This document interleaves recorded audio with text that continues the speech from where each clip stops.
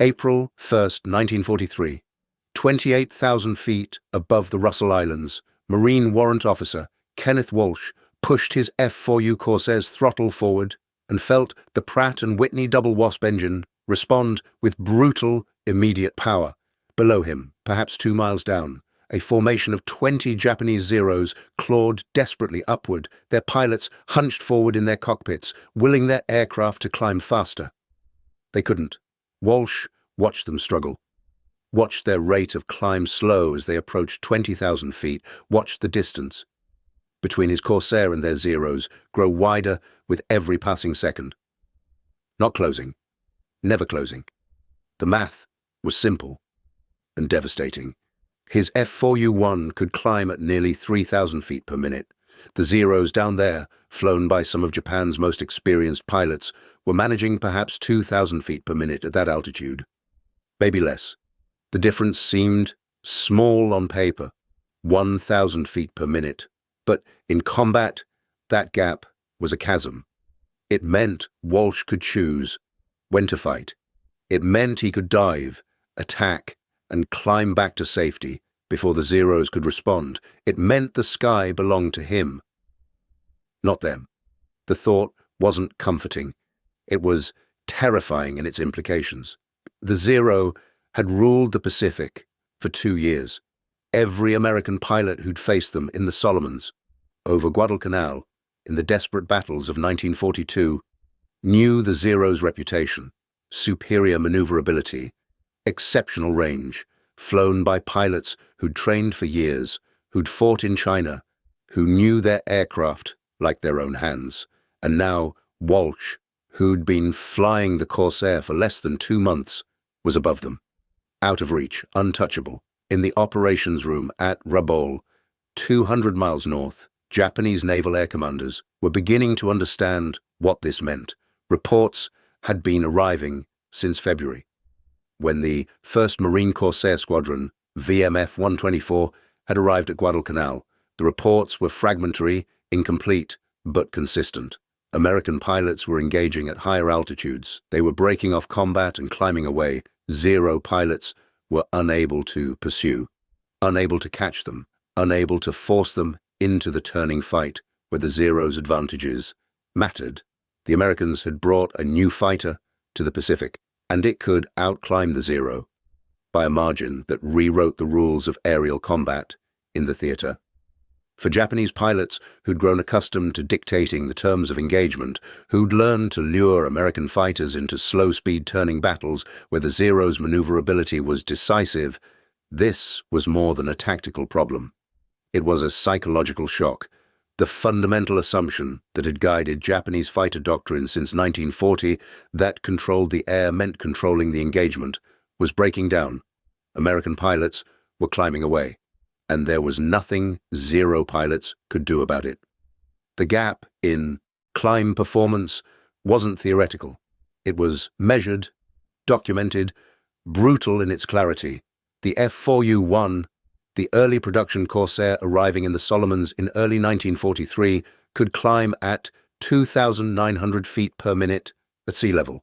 The Mitsubishi A6M2 Model 210, the variant that had dominated Pacific skies since Pearl Harbor, could manage roughly 3,000 to 3,090 feet per minute under ideal conditions.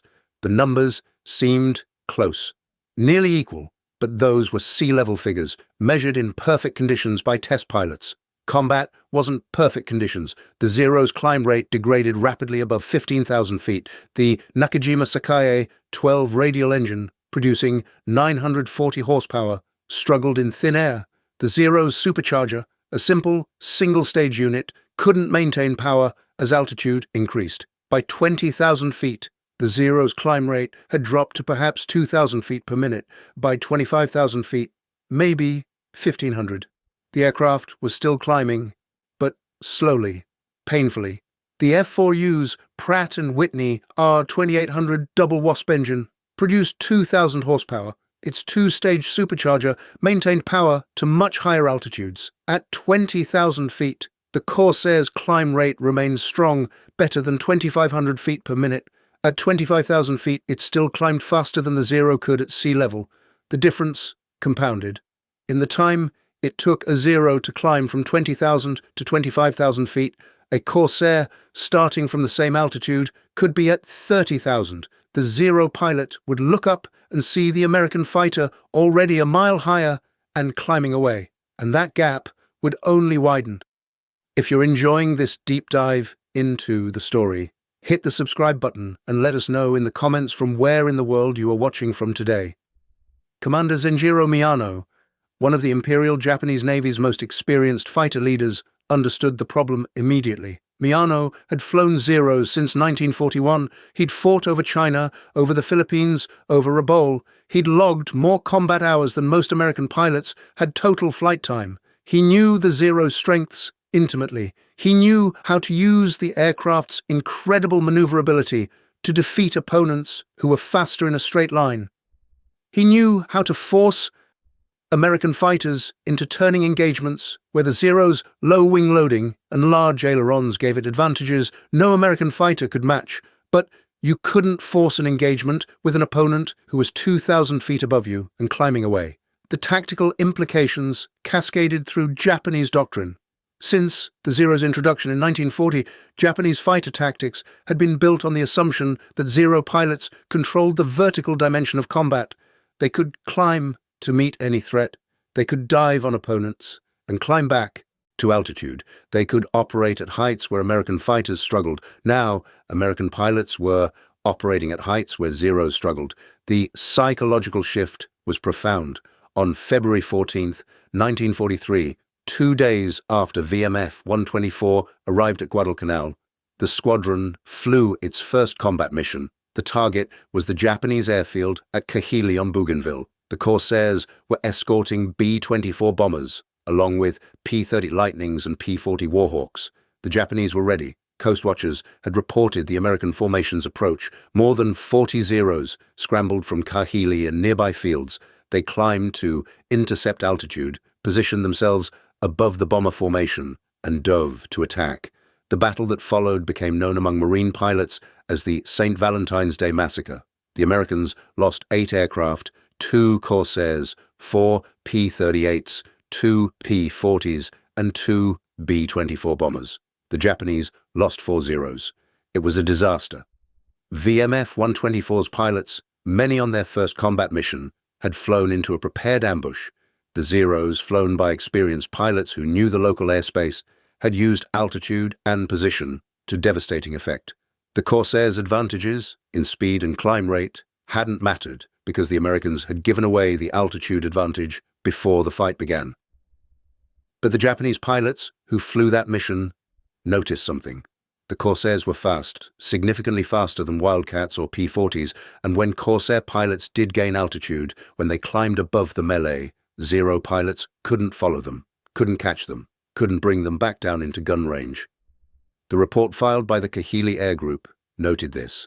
American pilots were breaking off engagements and climbing away. The vertical separation was widening. Zero pilots were unable to pursue effectively above 25,000 feet. In Tokyo, at the Naval General Staff Headquarters, intelligence officers compiled reports from Rabaul, from Bougainville, from air groups across the Solomons. The reports formed a pattern. The new American fighter, designated F4U by intelligence assessments, demonstrated superior performance at altitude, climb rate exceeding Japanese fighters, speed advantage increasing with altitude, structural strength allowing aggressive maneuvers. The staff officers understood what this meant. The Americans were fielding a fighter that could operate where Zeros couldn't effectively reach. The altitude ceiling itself wasn't the issue. The Zero could fly to 33,000 feet in theory. Some variants could reach 35,000, but reaching that altitude and fighting at that altitude were different things. A Zero at 30,000 feet was operating at the edge of its performance envelope. Controls were mushy. The engine was starving for oxygen. Rate of climb was minimal. A Corsair at 30,000 feet was still performing well, still had power, still could accelerate and climb. The Americans were learning to exploit this advantage. By March 1943, Marine Corsair pilots were establishing new tactical doctrines. Altitude was paramount. Never allow your airspeed to drop below 250 miles per hour. Never get into a slow-speed turning fight with a Zero. Use the Corsairs' superior speed and climb rate to control the engagement. Kenneth Walsh absorbed these lessons quickly. He'd been a marine aviation mechanic before becoming a pilot. He understood aircraft systems, understood engine performance, understood how power-to-weight ratios affected climb rates. He knew the F4U's capabilities weren't magic, they were engineering. 2,000 horsepower driving a relatively clean airframe with a good power-to-weight ratio. The result was an aircraft that climbed like nothing Japan had encountered before. On April 1st, his third combat mission, Walsh and his division were flying combat air patrol over the Russell Islands when the call came. 20 Zeros were attacking P-38 Lightnings to the south. Walsh's division turned back, climbed to intercept altitude, and engaged. The fight developed exactly as the new doctrine prescribed. Walsh's Corsairs had altitude. The Zeros, committed to attacking the P-38s at lower altitude, were below them. Walsh dove, selected a target, fired a burst from his 650 caliber machine guns, and climbed back to altitude. The Zero he'd targeted went down. The other Zeros turned to pursue. They couldn't. Walsh's Corsair, with energy from the dive and power from that massive R2800 engine, climbed away faster than the Zeros could follow. He was back at altitude in seconds, repositioning for another attack, while the Zero pilots below struggled to climb back to his level. He repeated the maneuver, dove, attacked, climbed away. The Zeros couldn't touch him. By the time the fight ended, Walsh had shot down 3 Zeros. He'd never been in danger. The altitude advantage, combined with the Corsair's superior climb rate, had made him untouchable. The Japanese pilots who survived that engagement filed reports. The American F4U fighters operated from superior altitude. When engaged, they dove, attacked, and climbed away. Zero pilots were unable to pursue, unable to force sustained combat, unable to use the Zero's maneuverability advantages because the Americans refused to fight at speeds where those advantages mattered. Commander Miyano read these reports. He'd read similar reports from other engagements. The pattern was clear. The Americans had learned. They understood the Corsairs' strengths and were exploiting them ruthlessly. They maintained altitude. They used speed. They climbed away from danger. And Japanese fighters couldn't stop them.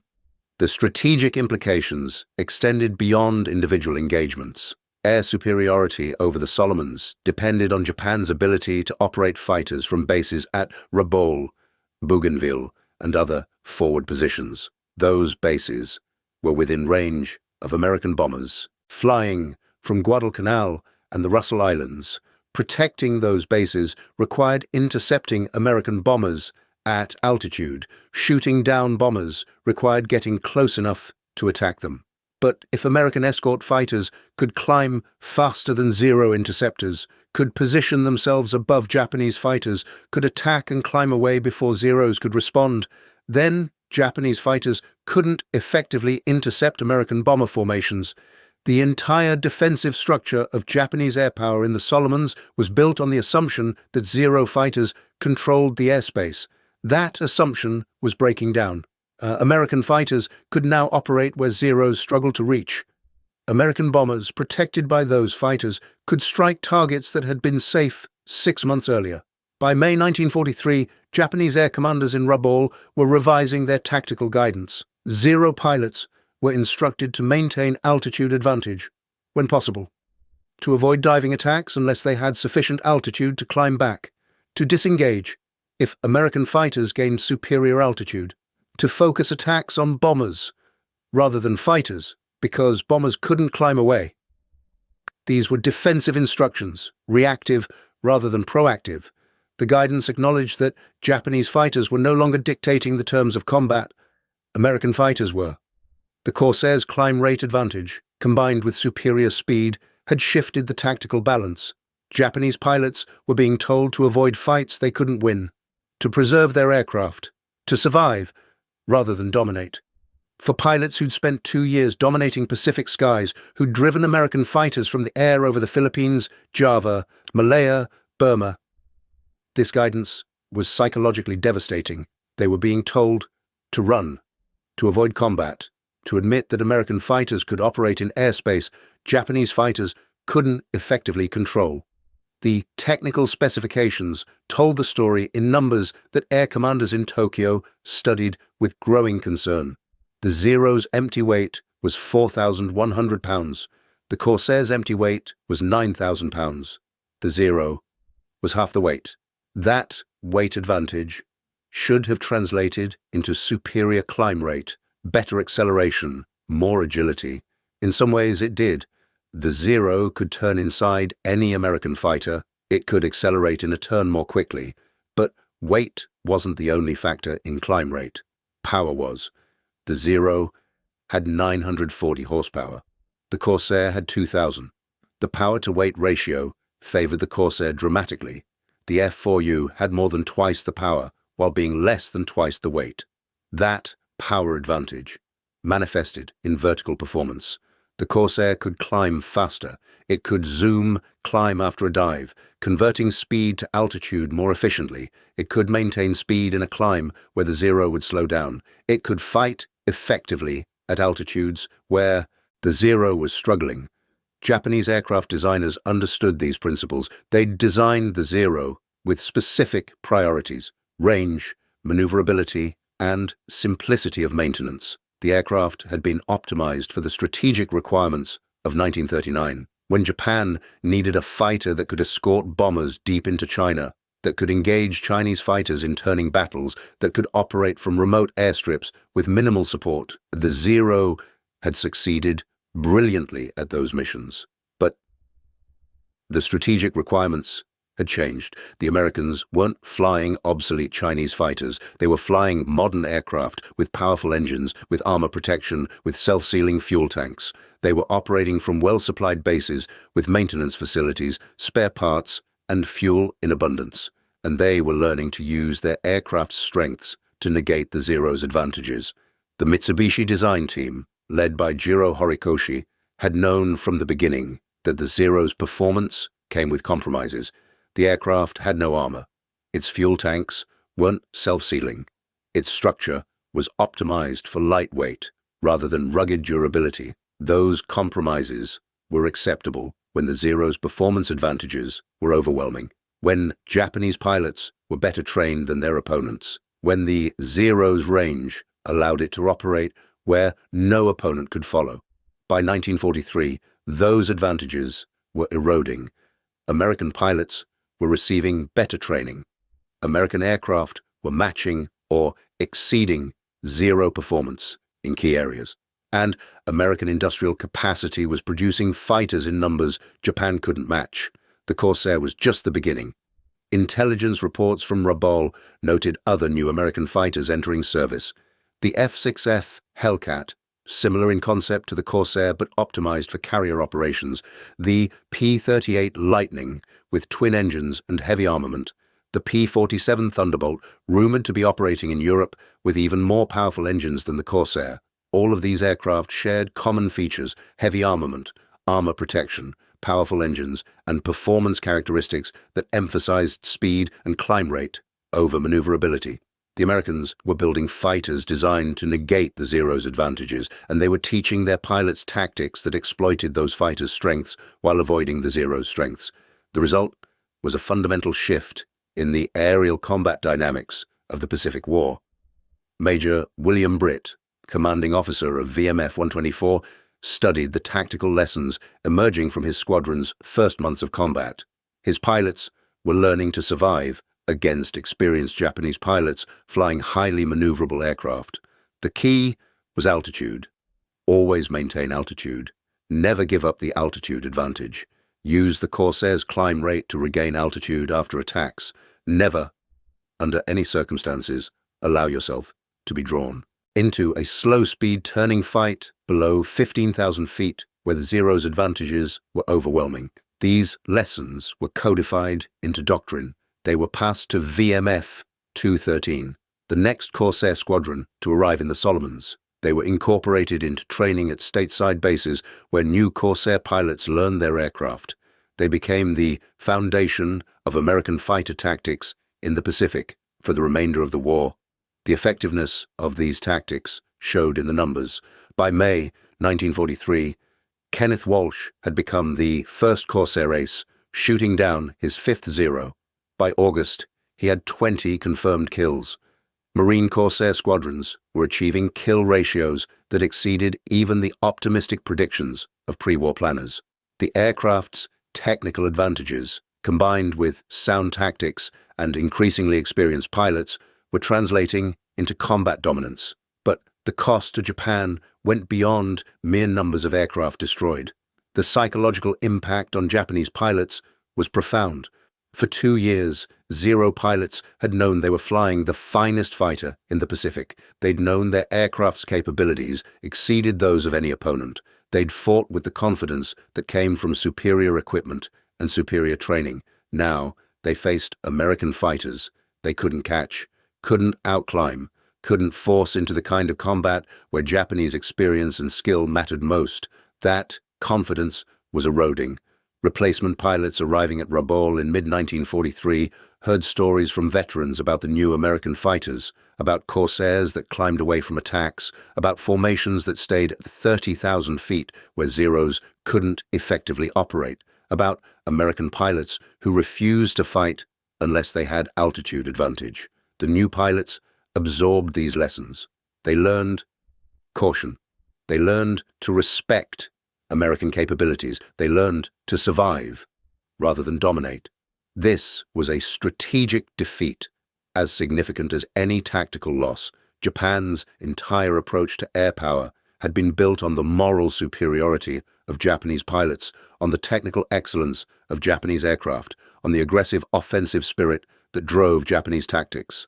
The Corsairs' climb rate advantage, a simple specification measured in feet per minute, undermined all of that. It forced Japanese pilots to fight defensively. It made American fighters the hunters and Japanese fighters the prey. It reversed the psychological dynamic that had defined air combat in the Pacific since Pearl Harbor. The technical details of why the Corsair climbed better than the Zero revealed themselves in engineering specifications that Japanese designers studied with professional interest and growing concern. The F4U's power plant was the Pratt & Whitney R2808 Double Wasp, an 18-cylinder twin-row radial engine. At takeoff power, it produced 2,000 horsepower. The engine featured a two-stage, two-speed supercharger that maintained power output to high altitudes. At 20,000 feet, the engine still produced more than 1,500 horsepower. At 25,000 feet, it was still delivering 1,200 horsepower or more. The Zero's Nakajima Sakai 12 engine was a 14-cylinder twin-row radial, producing 940 horsepower at takeoff. It used a single-stage supercharger. At 20,000 feet, power output had dropped to perhaps 700 horsepower. At 25,000 feet, maybe 500. The degradation was severe. The engine simply couldn't maintain power in thin air the way the Corsair's engine could. The propeller made a difference too. The F4U used a 13-foot, 4-inch Hamilton Standard 3-blade constant-speed propeller. It was the largest propeller fitted to a single-engine fighter in production. The size was necessary to absorb the R2800's power efficiently. The propeller's diameter and blade design allowed the Corsair to convert engine power into thrust more effectively than smaller propellers could. The Zero's propeller was smaller, optimized for the Sakai engine's lower power output. It worked efficiently at the engine's normal operating range, but it couldn't match the Corsair's thrust in vertical flight. Airframe design contributed as well. The Corsair's distinctive inverted gull wing wasn't just aesthetic. The design allowed the main landing gear to be relatively short while giving the large propeller adequate ground clearance. The wing's shape also optimized airflow to the engine's supercharger air intake and provided good aerodynamic efficiency. The aircraft's overall drag was relatively low for a fighter of its size and weight. Less drag meant more of the engine's power could be used for climbing rather than overcoming air resistance. The Zero's wing design emphasized different priorities. The wing loading, the aircraft's weight divided by wing area, was exceptionally low. This gave the Zero its legendary maneuverability. Low wing loading meant the aircraft could turn tighter at lower speeds, but it also meant the wing generated more drag in high-speed flight. That drag absorbed power. Power that could have been used for climbing was instead used to overcome the wing's resistance to moving through the air. Both designs were brilliant solutions to their respective requirements. The Zero had been designed to meet specific operational needs that emphasized range and maneuverability. The Corsair had been designed to meet different needs that emphasized speed, firepower, and altitude performance. Neither was objectively better, but in the tactical environment of the Pacific War in 1943, the Corsair's characteristics proved more valuable than the Zero's. Japanese naval aviators, many of whom were engineers as well as pilots, understood these technical realities. They understood why the Corsair climbed faster. The engineering was sound. The Americans had simply chosen different design priorities and had the industrial capacity to build engines powerful enough to realize those priorities. Understanding the technical reasons didn't make the tactical situation any less frustrating. Lieutenant Junior Grade Sadamu Komachi, a Zero pilot with the 204th Air Group at Rabaul, later wrote about his first encounter with Corsairs in June 1943. His formation had scrambled to intercept American bombers attacking the harbor. They'd climbed to 25,000 feet, which had taken them nearly 15 minutes. When they arrived at altitude, the American escort fighters were above them. Corsairs. Komachi recognized the distinctive gull wings. He signaled his flight to continue climbing to engage the escorts before attacking the bombers. They climbed. The Corsairs climbed faster. After 5 minutes, Komachi's formation had reached 28,000 feet. The Corsairs were at 32,000. Still climbing, still out of reach. Komachi watched them. Watched the contrails scratching white lines across the blue sky above him, and understood that his flight couldn't catch them. The Zeros were at their operational limit. The Corsairs weren't. He made the decision to ignore the escorts and attack the bombers. His flight dove on the B-24 formation, made their attacks, and climbed back towards safety. The Corsairs dove on them during the climb. Fast, incredibly fast, they made slashing attacks, fired their guns, and climbed back to altitude before Komachi's pilots could respond. One Zero went down, then another. Komachi's own aircraft took hits in the wing but remained flyable. He continued climbing, trying to reach safety, but the Corsairs kept coming, diving, attacking, climbing away. Untouchable, his flight broke off the engagement and fled south, staying low where their speed was closer to the Corsairs' speed. The Americans didn't pursue. They returned to the bomber formation, resumed their patrol position above and behind the B-24s, and continued their escort mission. The entire engagement had demonstrated the futility of trying to fight Corsairs without altitude advantage. Komachi's report noted this explicitly. The F4U fighters control altitude, cannot engage without superior initial position. Recommend avoiding combat unless advantage is absolute. Similar reports accumulated throughout the summer of 1943. Japanese pilots weren't being defeated because they lacked skill or courage. They were being defeated because they were flying aircraft that couldn't compete in the vertical dimension against opponents who understood how to exploit that advantage. The tactical problem had no easy solution. You couldn't order pilots to gain altitude advantage when the opponent's aircraft climbed faster than yours. You couldn't order them to force the enemy into turning combat when the enemy could choose to climb away from any engagement. You couldn't change the fundamental performance characteristics of the aircraft you were flying. If you find this story engaging, please take a moment to subscribe and enable notifications. It helps us continue producing in-depth content like this. The Japanese response came in several forms. First, tactics evolved. Zero pilots were instructed to use altitude more carefully. Instead of climbing to engage every American formation, they learned to position themselves above expected approach routes before American aircraft arrived. They used Coast Watcher reports and radar to predict where American formations would be, then climbed to advantageous positions and waited. This worked when intelligence was accurate and timing was good. It failed when Americans varied their routes or when Japanese fighters had to scramble reactively to threats. Second, operational procedures changed. Japanese air groups began launching larger formations with altitude separation. Some Zeros would climb to high altitude to engage escorts. Others would remain at medium altitude to attack bombers. Still, others would stay low as reserves or to cover withdrawal routes. This divided force structure reduced the concentration of force at any single altitude, which reduced effectiveness. But it was better than having an entire formation committed at an altitude where they couldn't effectively engage American escorts. Third, aircraft modifications were attempted. Some air groups removed armor and equipment from Zeros to reduce weight and improve climb rate. Others experimented with different propellers and engine settings.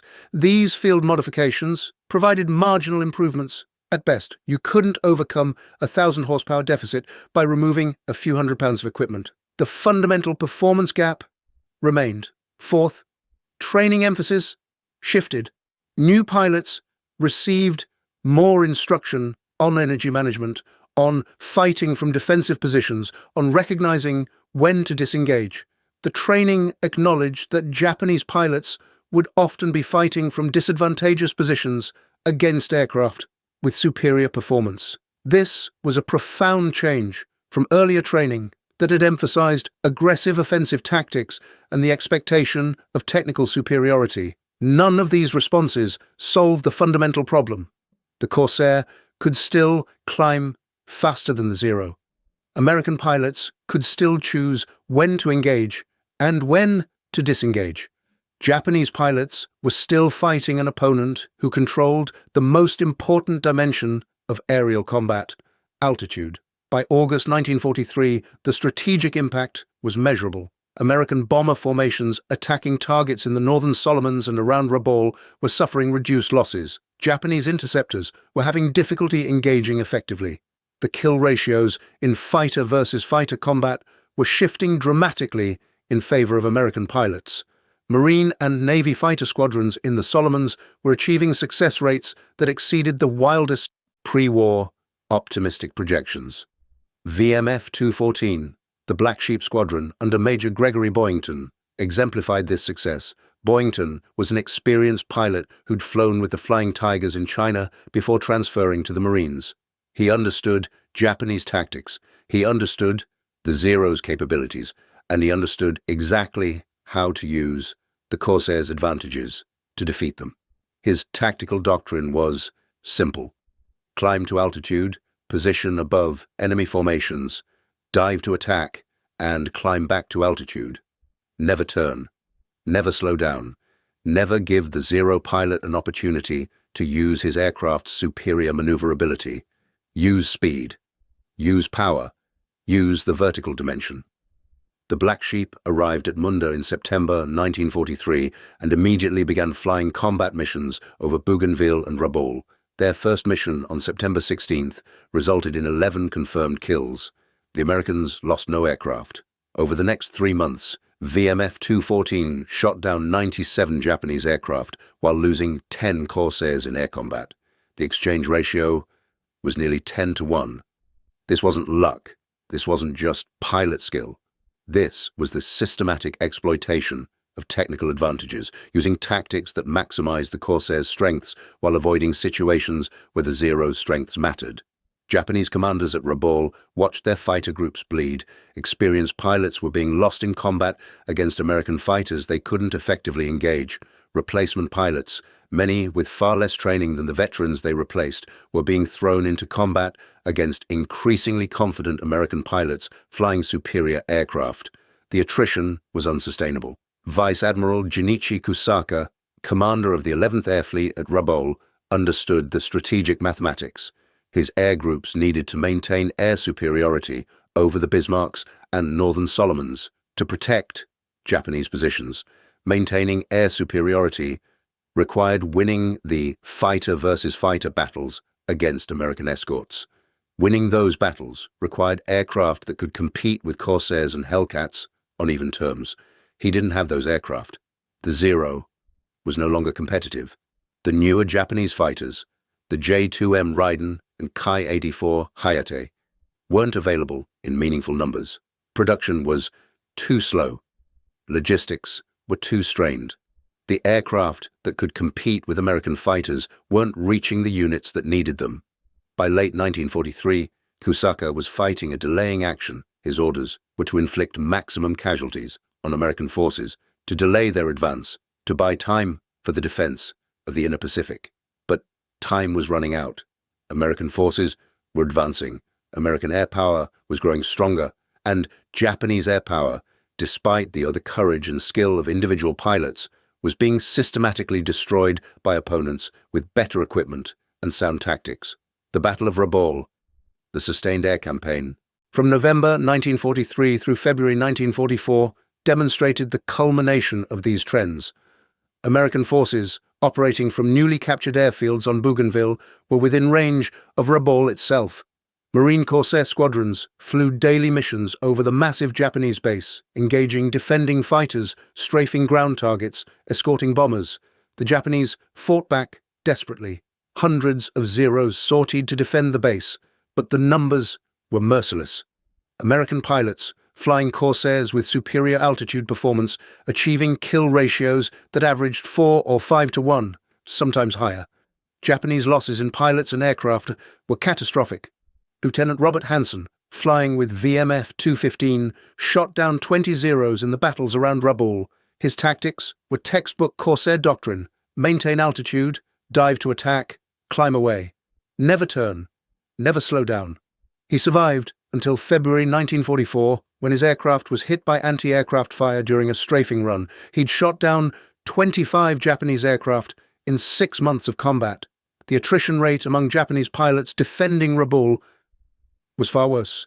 The elite air groups that had been stationed there were being destroyed, the survivors were being withdrawn, and the Americans kept coming. By February 1944, Rabaul was no longer defensible. The Japanese withdrew their remaining air units. The base, once the linchpin of Japanese defenses in the Southwest Pacific, was being bypassed and isolated. American forces were advancing without having to assault the heavily fortified position directly. Air power, particularly the success of American fighter operations, had made this possible. The Corsairs' technical advantages, exploited through sound tactics, had contributed significantly to this strategic victory.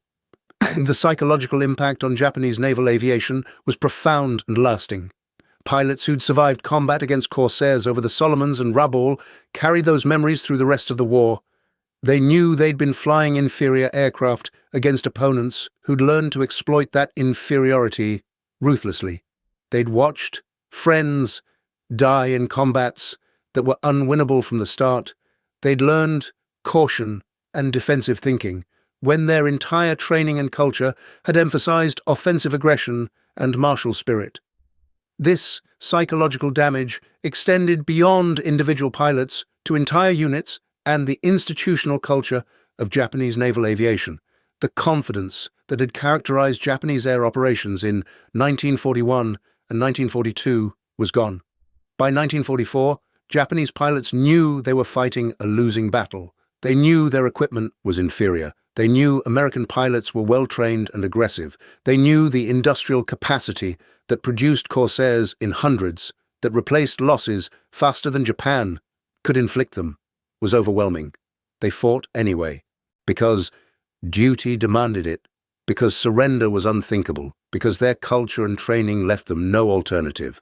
But they fought without the expectation of victory, without the confidence that had made them dangerous in the early war. The Corsair continued to evolve. The F4U-4, introduced in late 1944, featured an even more powerful engine, the R2818W, producing 2,380 horsepower with water injection. Climb rate increased to over 4,300 feet per minute. Maximum speed exceeded 440 miles per hour. The aircraft's performance had improved significantly from the early F4U-1s that had arrived in the Solomons in early 1943.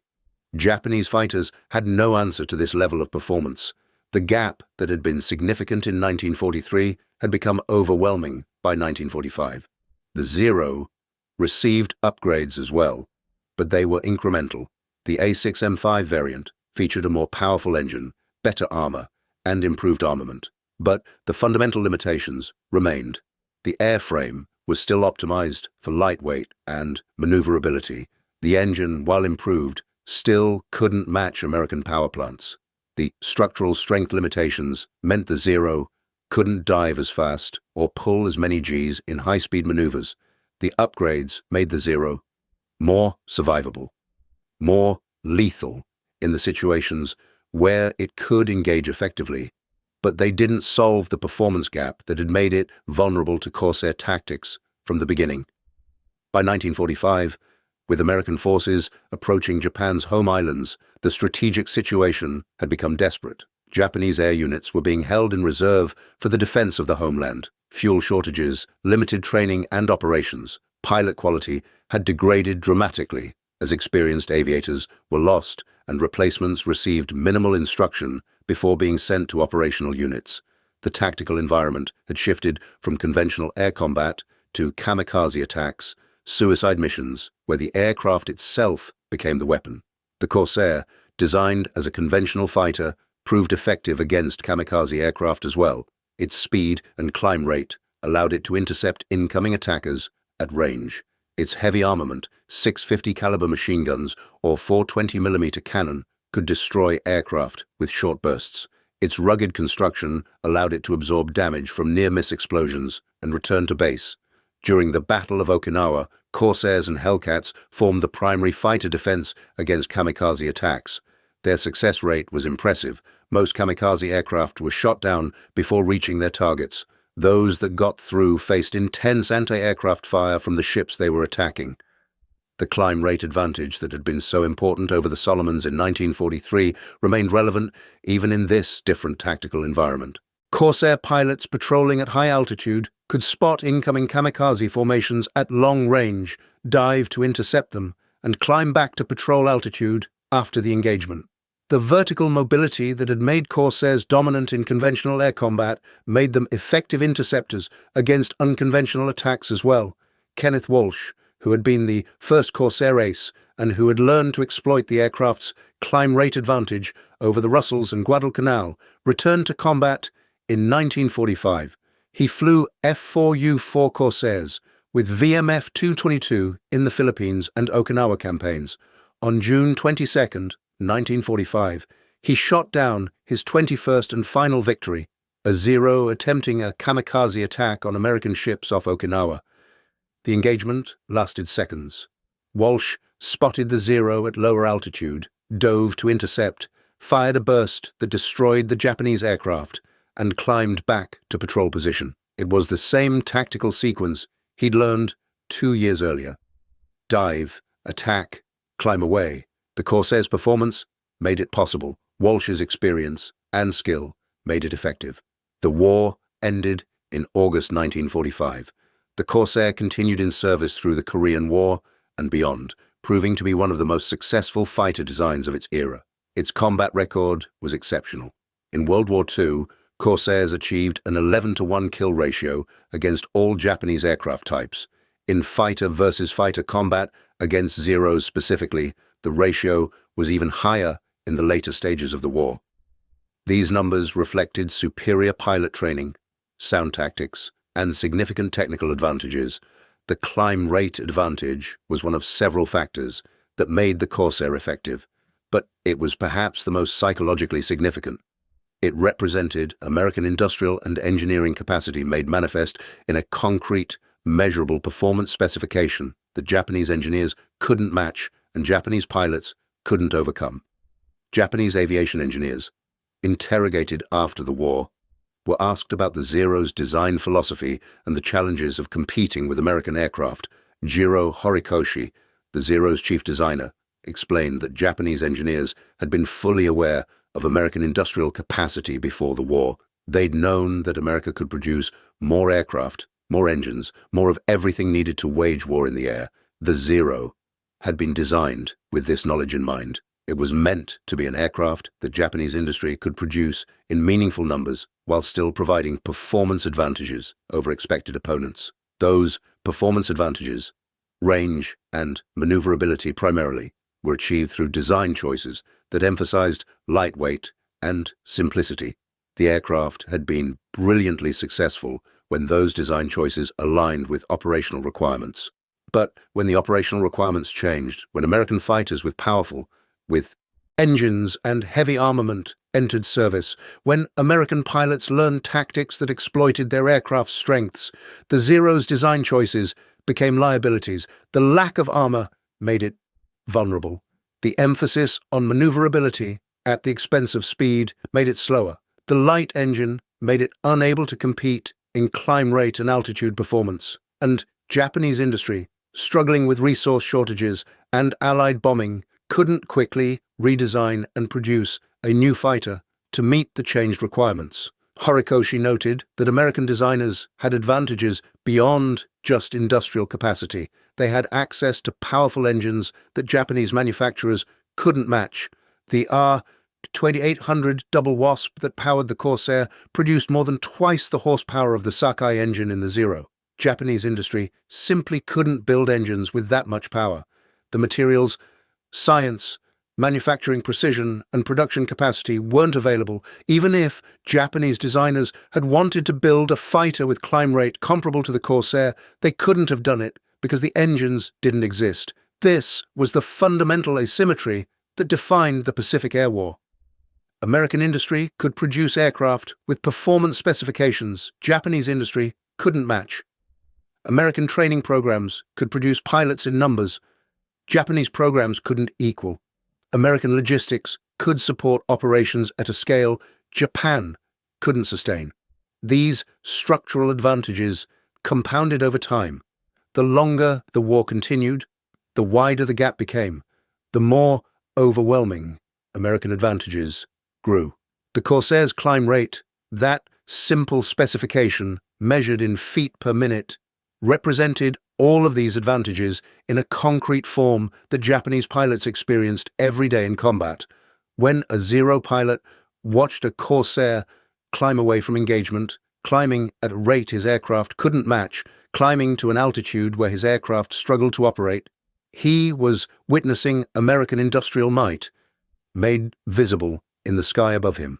He was experiencing the futility of fighting an opponent whose engineering capabilities exceeded his own nation's by margins that tactics and courage couldn't overcome. Thank you for watching. For more detailed historical breakdowns, check out the other videos on your screen now, and don't forget to subscribe.